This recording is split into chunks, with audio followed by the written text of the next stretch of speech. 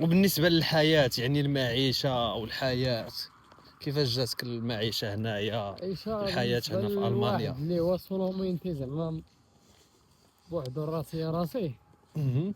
ما كتجيكش شي حياة لا صعيبة يكذب عليك كذاب يقول لك حكا راه كنجينا ما كاينش فيا والو وكذا.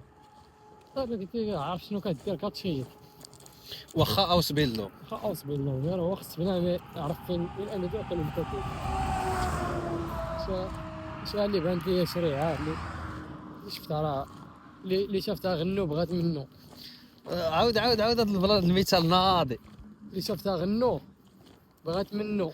الله يرضي عليك، يعني ماشي لا الإنسان. اي حاجه شفتها عندنا راه خصني نجيبها مثلا. داكشي كيمشي دوكا دوكا. مهم. يعني الإنسان أنت كتقول إلا الإنسان نظم حياته وعرف كيفاش يسير راسو، راه ممكن من فلوس ديال الأوس بيلدونغ يوفر هذا فلوس. التنظيم هو اساس الحياه اخي. تنظم فلوسك وكذا وهادي راه غادي تيسر باش يطليك وتقدر تصيفط الماء للدار كلشي. يعني من الناحية ديال الفلوس ولا من الناحية ديال في الفترة ديال التكوين، يعني الإنسان يقدر يجمع يقدر يجمع يقدر كاع. يجمع. حيت كاينين بزاف ديال الناس كيبينوا واحد الصورة العكس، كيقول لك لا تكوين ما كيشيط لك حتى درهم، ما كاين والو، مدمرة الدعوة، فهمت؟ يقدر يجمع اخي كذب عليك كذاب يقول لك ما تنجمعش. راه هو بالنسبه كاينين شي عوامل هما اللي كيدخلوا في هاد واش تقدر تجمع ولا ما تجمعش. اييه. السكنه فهمتي. واش ساكن غالي ولا السكن رخيص؟ غالي اها. قريب عليك الخدمة واش بعيدة. الترونسبور تا هو كيلعب دور.